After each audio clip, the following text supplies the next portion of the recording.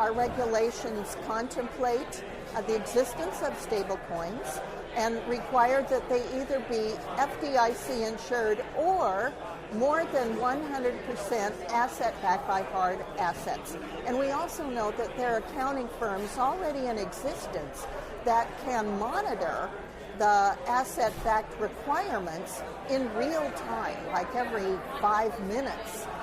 So the participant in a stable coin that is 100% asset-backed can be assured that that asset has a sound financial backing. I think what's really interesting is Terra USD was an algorithmic stablecoin, so there's a lot of people kind of learning what is that. The other, Tether is not. It's not an algo stablecoin. It's backed by assets. And yet you still had some contagion from one to the other. Why? And I think this, for those who are like me, bank regulators or kind of historians of money-like instruments, this is a really familiar story. And the way to deal with it is prudential regulation. This is why I think some of the options, the proposals for more of like a bank kind of regulatory type approach is a good starting point for that conversation. What I think is really interesting is what CEO Jeremy Allaire of Circle said, and he was quoted in a Bloomberg article recently, where he said, look, for some of these stablecoins, like these algorithmic stablecoins, are they in fact derivatives?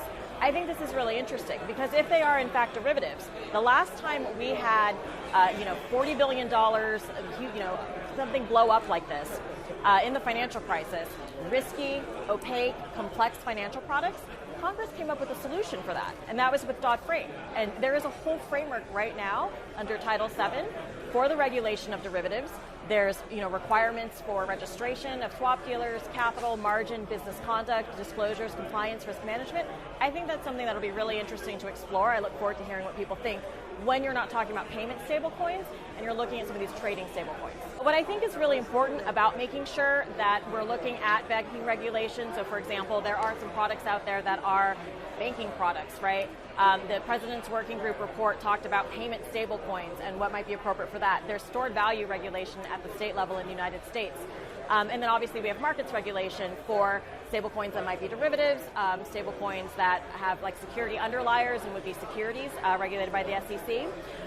What I think the UST meltdown really highlights is we need to make sure that we're not allowing shadow banking 3.0, and that we really are coming up with a policy and regulatory solution for that.